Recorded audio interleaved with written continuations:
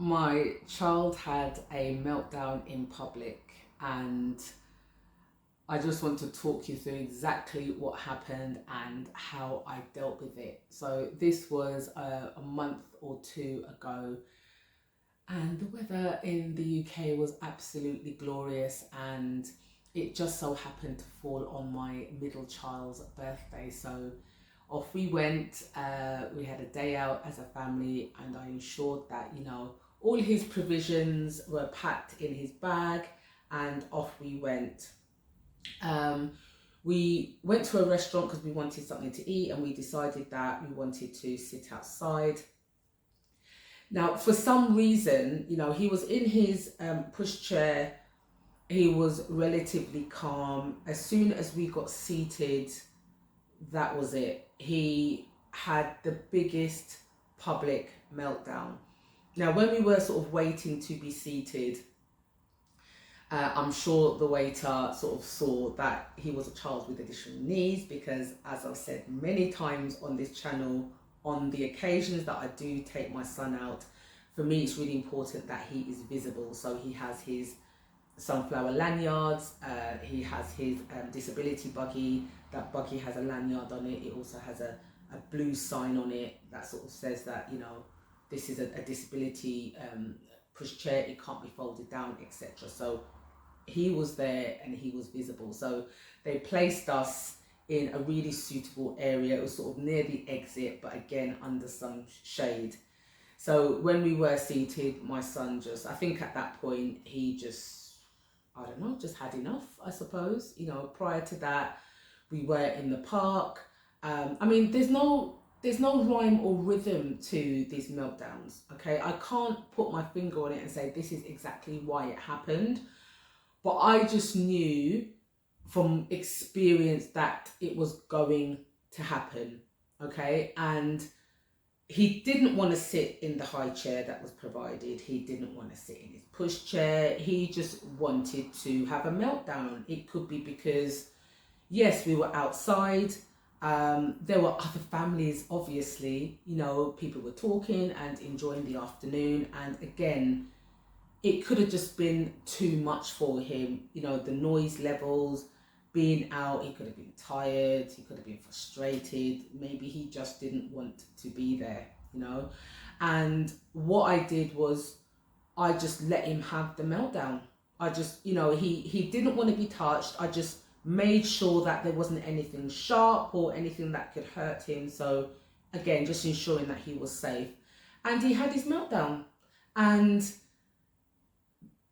the automatic thing that you do is you look around, because you're thinking, oh no, people are going to judge and they're going to stare and they're going to say, can't that mum or can't those parents kind of control that child? But because I knew it was going to happen at some point, it was just a case of when, I was just calm. I rarely say anything to him apart from, it's going to be okay. I may break out in a song because he likes me singing, even though I can't hold a tune, and when I did sort of look up, no one was really watching. So I think part of it is actually just our own, can I say, insecurities, anxieties, maybe shame and embarrassment that, our child who's not a baby is having a meltdown. But I just want to kind of, assure you that the more we talk about it, the more we take our children out, the more these public meltdowns happen, the more that the general public will just see it as something that just happens. I think if we keep our children locked behind closed doors, in a safe environment, because I think that's just our default, isn't it? Home is safe, this is safe, outside is not safe for them. The more that they're outside, the more that they experience the world, the more that the world experiences them, the more likely that they're just going to just ignore it. After about, I think it was about 5 minutes, his dad sort of was able to sort of touch him, pick him up and take him round the restaurant for a walk and stuff, and he was calm. At that point, the two oldest children, they were a bit like, oh, Mum, I really want to stay here and it's really nice here. We never really get to go out, etc. But, we have to make reasonable adjustments. We just have to, for my son's sake, for their brother's sake. We did manage to eat. We didn't stay any longer. Once our meal was finished, we were gone. There was no need for us to kind of stay any longer. But it's just a case of, it was just nice to go out. Yes, maybe he didn't enjoy it himself. I made sure that I had his foods, his snacks. I bought his tablet. We bought colouring crayons, his books, It was just one of those things, and I can't say that it ruined our day, because we did have a fabulous day. But I just want to sort of assure you that it's going to happen, and don't let it stop you from taking your child out, okay? Make sure that your child is safe.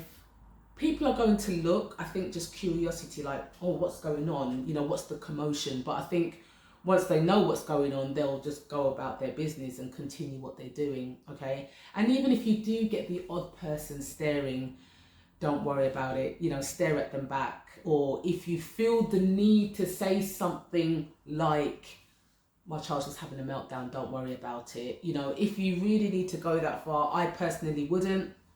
But if you feel like you have to say something, then say something for your own sake. But expect it. It's going to happen. Don't hide them away. Please don't, because we need to make this known to everybody, okay? They're human. Our children are human. They deserve to experience the world just as we do. Don't panic, okay? Deal with the situation as best as you can, and just ignore everyone, okay? And I'm sure these meltdowns can't be too pleasant for our children either. Again, it could be just them self-regulating, or something's triggered them and they just can't manage in that moment. But it will be okay. It really will be okay, okay? Now, we've spoken about, trying to handle public meltdowns, but being a parent to a child with autism is bigger than just one challenge.